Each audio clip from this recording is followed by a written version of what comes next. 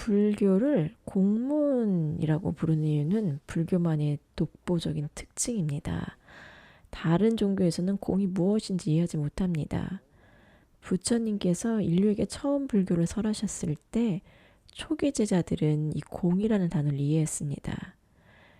여러분이 스스로를 불자라고 한다면 이 공의 개념을 반드시 이해해야 합니다. 보통 사람들은 공을 이해하지 못합니다. 오직 수행을 통해서 아라한과의 경지에 이르렀을 때 비로소 공의 개념을 온전히 이해하게 됩니다.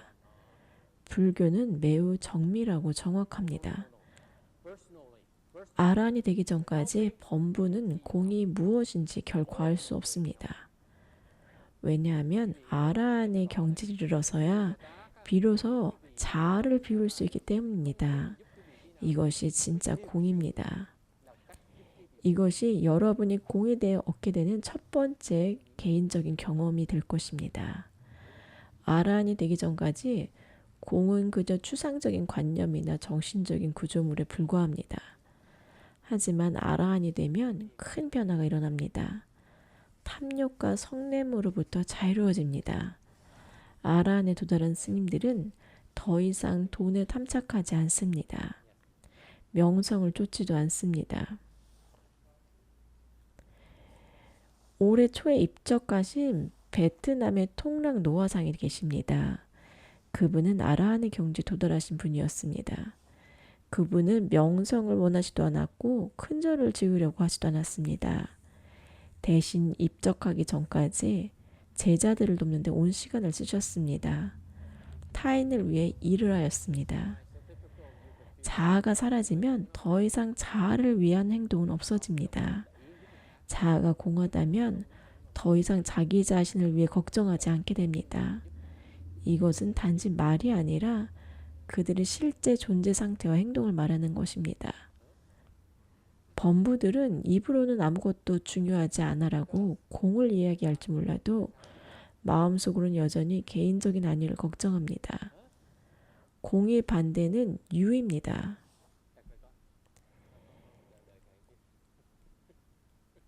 공은 어떤 것도 집착할 만한 대단한 일이 아니라는 뜻입니다. 반면에 유는 모든 것이 실제한다고 믿는 것입니다. 아라는 공을 깨달았기에 더 이상 자를 위해 무엇을 하려고 하지 않습니다. 올해 제가 아라한과를 얻은 한 비구니 스님을 만났습니다. 80세의 고령에 건강이 좋지 않았습니다. 저는 그분이 오래 살지 못할 것을 알고 물었습니다. 스님, 이제 더 이상 더 무엇을 하고 싶습니까? 그러자 스님은 내가 해야 할 일은 아무것도 없다라고 대답하셨습니다. 제가 또다시 물었지만 대답은 같았습니다. 이것이 자아를 비운 분의 상태입니다. 더 이상 무엇을 해야 한다는 욕구가 없습니다. 누군가 욕을 하거나 비난하거나 찬탄을 해도 그분들은 똑같습니다. 거기서 바로 진정한 자유를 얻습니다. 보통 사람들은 돈을 많이 벌면 자유로워질 거라고 생각합니다. 하지만 그것은 진짜 자유가 아닙니다. 돈을 지켜야 하고 잘 써야 한다는 걱정에 매여 있습니다. 잃을까봐 두렵고 나중에 쓸 돈이 부족할까 걱정합니다. 죽고 나면 자식들이 재산을 두고 싸우기도 합니다. 그것이 돈의 본질입니다. 하지만 아라한은 매우 자유롭고 편안합니다. 그 무엇도 그들을 묶어놓을 수 없기 때문입니다. 반대로 유의 세계에 사는 사람들은 모든 것이 진짜라고 믿으며 살아갑니다. 유는 우리가 살아가는 삶이 그 자체입니다. 모든 것이 실제한다고 믿습니다. 오늘 우리가 먹은 맛있는 점심은 유의 세계에 속합니다. 이처럼 공과 유는 서로 반대되는 관념입니다. 한쪽에서는 아무것도 중요하지 않다라고 말하고 다른 쪽에서는 모든 것이 중요하다고 말합니다. 여러분이 인생을 바라보는 방식은 이 두 가지 인식의 틀 안에 갇혀 있습니다. 그렇다면 중도란 무엇인가요?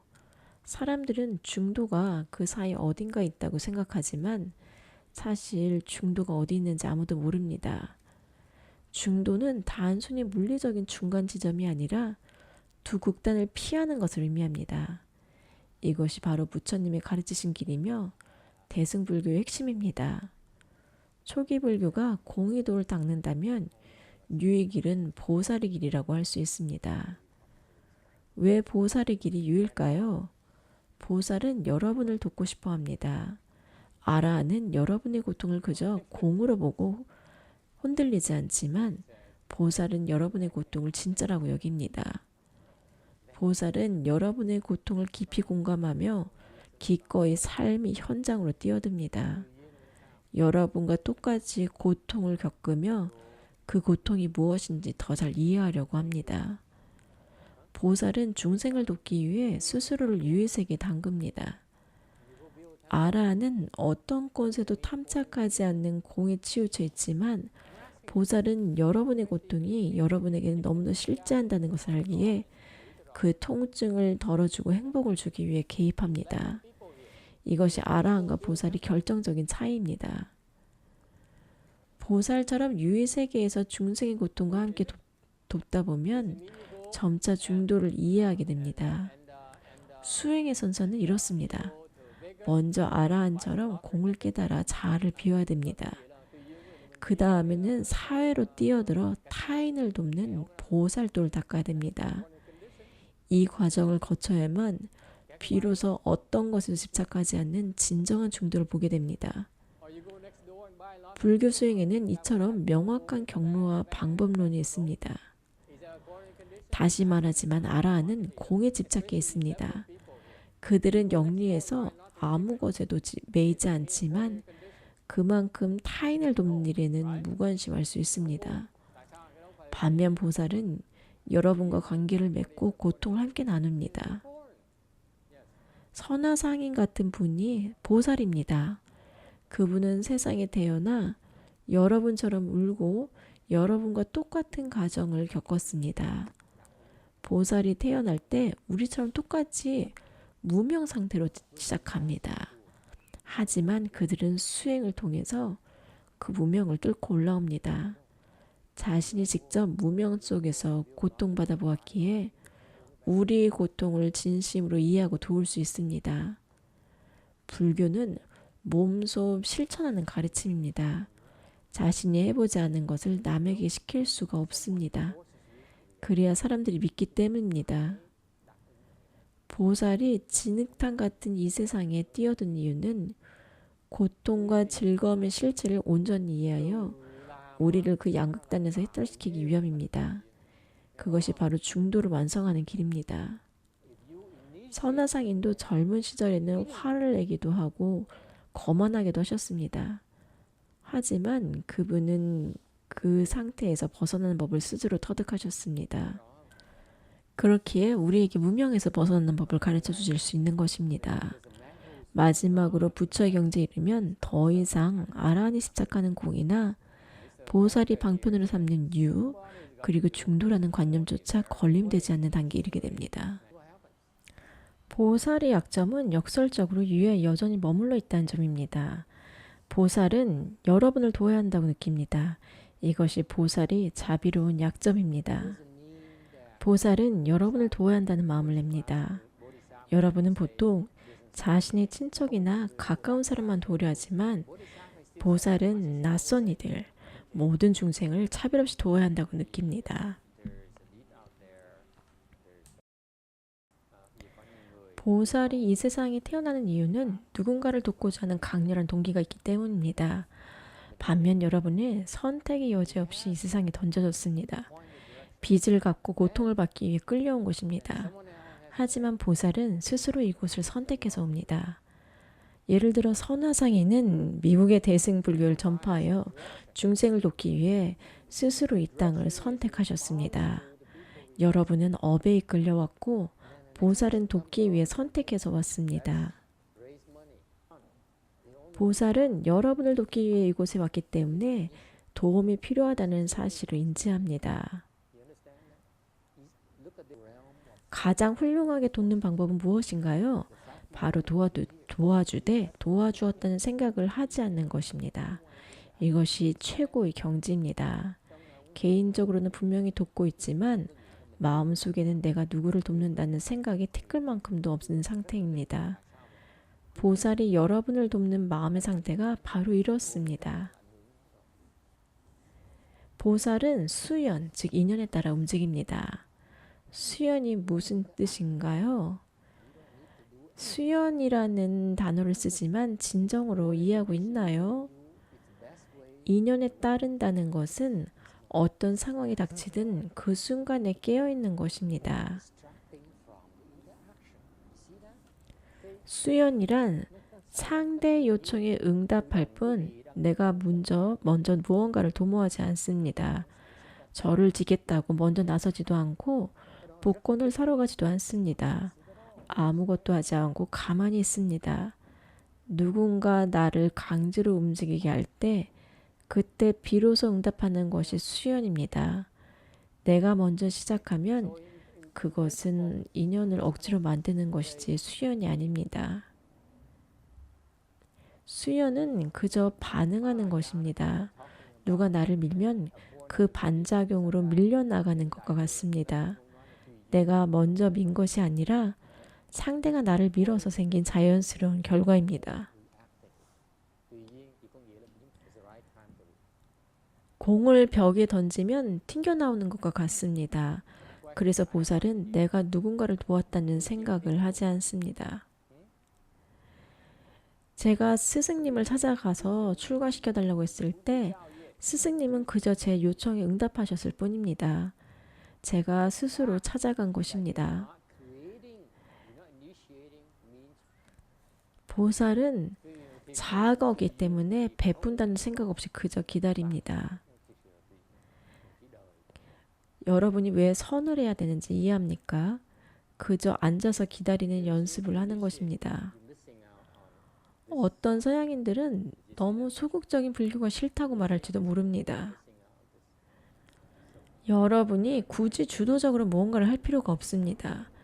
세상은 여러분을 가만히 내버려 두지 않기 때문입니다. 수동적으로 보일지 몰라도 내가 아무것도 안 해도 사람들은 나를 찾아와서 말을 걸고 문제를 가져옵니다. 세상은 여러분을 결코 혼자 두지 않을 것입니다. 충분히 바쁠 수밖에 없습니다. 여러분이 조용히 앉아 명상을 하거나 연보를 한다고 할 때 아무 생각이 없나요? 망상이 안 드나요? 망상이 듭니다. 망상조차 여러분을 가만히 내버려 두지 않습니다. 가만히 앉아 있으려 해도 생각들이 찾아와서 여러분을 괴롭히고 방해합니다. 여러분이 굳이 무언가를 하려고 나서지 않아도 세상과 여러분의 마음은 여러분을 가만두지 않을 것입니다. 명상을 한다는 것은 여러분에게 영향을 주려는 중생들에게 응답하고 그들을 돕고 있는 것입니다. 타인을 돕는 가장 좋은 방법은 내가 타인을 돕고 있다는 생각을 하지 않는 것입니다. 제가 절을 짓고 싶다고 말한다고 합시다. 왜 그런가요? 남을 돕기 위해서라고 합니다.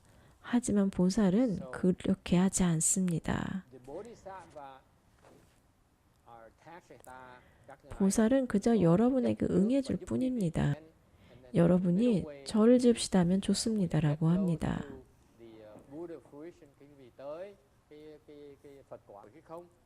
모든 것은 힘의 네트워크 안에 있습니다.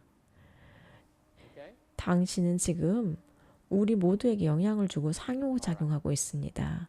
이것은 결코 수동적인 것이 아닙니다. 상호작용의 흐름을 방해하지 않고 그 힘에 순응하는 것이 가장 적극적인 상호작용입니다. 이 힘의 네트워크는 끊임없이 움직입니다. 한쪽 힘이 강해지면 그쪽으로 기울고 상황이 변하면 다시 반대로 기웁니다. 우리가 하는 일은 그저 이 흐름에 자연스럽게 반응하는 것입니다. 이것이 대승불교에서 말하는 수연입니다. 때가 올 때까지 기다리는 것, 내가 먼저 업을 짓거나 일을 도모하지 않고 기다리는 것이 진짜 수연입니다. 내가 먼저 어느 한쪽으로 일을 시작해버리면 다른 쪽에서 작용하는 힘을 놓치게 됩니다. 가장 돕는 방법은 일이 일어나게 두는 것입니다. 내가 한 곳에 집중해서 주도권을 잡으려 하면 내 등 뒤에서 일어나는 일들을 놓치게 됩니다. 보살은 여전히 돕고자 하는 마음에 머물러 있지만 부처의 경지에 가까워지면 중도라는 관념조차 사라집니다. 공에도 유에도 심지어 타인을 돕는다는 생각에도 집착하지 않게 됩니다. 공의 장애를 살펴보겠습니다. 공이 어떻게 여러분을 가로막습니까? 공에 빠진 사람은 어머니를 돕는 일조차 하지 못하게 됩니다. 어머니도 공하고 나도 공하다고 보기 때문입니다. 이것이 공으로 인한 장애입니다. 유의 장애는 무엇인가요? 무엇을 내려놓지 못하는 것일까요? 보살이라는 유가 나타나면 반드시 그에 대항하는 적이 생깁니다. 선화상인 이곳에 오셨을 때 수많은 방해자가 나타나셨던 것과 같습니다. 부처님은 우리를 돕기 위해 오셨을 때는 어땠습니까? 대받았다가 나타나서 평생 부처님을 죽이려 했습니다. 무언가 선한 것이 존재하면 그것을 가로막는 힘 또한 자동으로 따라 붙습니다. 제가 여러분 한 명을 돕는다면 그 사람을 해치려는 누군가의 의도를 가로막는 장애가 됩니다. 이처럼 세상의 모든 상호작용에는 장애가 따릅니다. 이 장애가 완전히 사라지는 유일한 길은 성불뿐입니다. 부처의 단계에서는 모든 것이 통달해 장애가 없습니다. 심지어 중도라는 관념조차 장애가 되지 않습니다. 양극단에 동시에 존재하고 온 우주 어디에나 있다면 중도라는 개념이 무슨 의미가 있나요? 그때 비로소 진정한 평화와 자유가 찾아옵니다. 다음은 유마경의 가르침입니다. 유마거자는 부처님이 사바세계의 장자의 모습으로 나타나신 분입니다. 그분이 이렇게 가르치십니다. 오온이 곧 법신이요 생사가 곧 열반이며 번뇌가 곧 보리이다. 무슨 뜻인가요? 먼저 오온이 무엇인지 알아야 됩니다. 오온은 색수상 행식 5가지 무더기입니다. 행은 무엇인가요? 그것은 마치 바다 밑바닥에서 보이지 않게 흐르는 심층 해류와 같습니다. 미세한 정신적인 활동이 바로 이 행입니다. 부처님은 왜 우리에게 오온을 가르치셨나요? 오온이 바로 나가 나타나는 5가지 방식이기 때문입니다. 우리가 나타나는 방식은 이 5가지 중에 하나를 통해서 나타납니다. 첫 번째는 색입니다. 머리를 빗고 눈썹을 다듬고 겉모습을 치장하는 것. 이것이 바로 색에 집착하는 자아입니다. 오늘 옷이 좀 별로네 라고 말하는 순간 겉모습을 통해 당신의 자아가 얼굴을 내민 것입니다. 두 번째는 수입니다. 즐거움과 불쾌함의 감각입니다. 우리는 항상 편안한 것을 찾고 괴로운 것을 피하려고 합니다. 맛있는 음식을 찾고 맛있다면 행복해야 할 때 사실은 당신의 자아가 나를 즐겁게 해줘라고 요구하는 것입니다. 세 번째는 상. 우리 머릿속은 한시도 쉬지 않고 돌아갑니다. 하루 종일 생각하느라 지쳐서 너무 힘들다. 잠이나 자야지라고 말합니다. 하지만 잠을 자도 4번째인 행은 멈추지 않습니다. 꿈이 바로 증거입니다. 5번째는 식입니다. 분별하는 마음입니다. 결과적으로 여러분이 자신의 자아를 보고 싶다면 이 5가지 모습을 관찰하면 됩니다. 오온이 곧 나입니다. 오온을 비우고 싶다면 이 5가지가 나타날 때 그것에 빠져들지 말아야 됩니다. 명상 중에 이 5가지 무더기가 일어나는 것을 보더라도 그저 내버려 두세요. 그것에 반응하지 않을 때 자아는 힘을 잃습니다. 다음은 오온이고 법신이라고 했습니다. 법신은 무엇인가요? 법신의 또 다른 이름은 대신입니다. 법계가 곧 우리의 큰 몸입니다. 여러분은 이미 법신을 가지고 있지만 문제는 지금의 작은 몸, 이 자아에만 집착하고 있다는 점입니다. 이 작은 나는 큰 나의 바로 앞에 있을 뿐입니다. 둘은 전혀 다른 곳에 있는 것이 아닙니다. 같은 곳에 있지만 자아에 가려져서 큰 나를 보지 못할 뿐입니다. 생사가 곧 열반이라는 말은 무슨 뜻인가요? 열반은 영원히 변하지 않는 것입니다. 반대로 생사는 무상, 끊임없이 변합니다. 여러분의 몸은 지금도 늙고 병들며 죽음을 향해 가고 있습니다. 변화는 계속됩니다. 성불할 때까지 계속 수행하며 진보해야 하니까요. 열반은 어디 있나요? 이것은 보살의 경계입니다. 보살은 이미 열반을 증득한 분들입니다. 그들은 수행을 통해 처음으로 불성을 보았습니다. 불성은 결코 변하지 않습니다. 보살은 그 불성을 보고 내가 이제 집에 왔구나라고 깨닫습니다. 그들은 사바세계 어떤 곳에 어떤 모습으로 태어나더라도 자신의 불성과 항상 연결되어 있습니다. 어떤 고통이나 변화 속에서도 본질은 결코 바뀌지 않습니다. 보살은 이 거친 생사의 바다에 뛰어들 용기가 있습니다. 길을 잃을 염려가 없기 때문에 안전하기 때문입니다. 당신이 미국인이라면 세계 어디를 가든 프랑스에 있든 중국에 있든 여전히 미국인인 것 같습니다. 장소가 바뀌고 상황이 변해도 당신의 근본은 변하지 않습니다. 한번 불성을 깨달아 보살이 된 사람은 어느 나라 어느 세계에 태어나더라도 즉시 자신의 불성과 연결됩니다.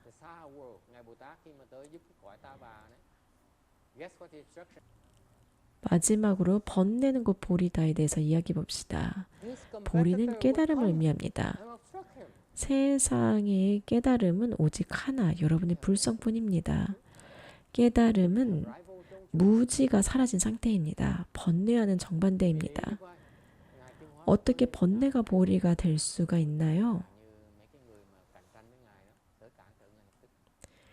깨달은 자는 번뇌가 없지만 어리석은 자의 눈에는 번뇌로 보입니다. 당신이 깨달으면 더 이상 실제적인 번뇌가 존재하지 않습니다.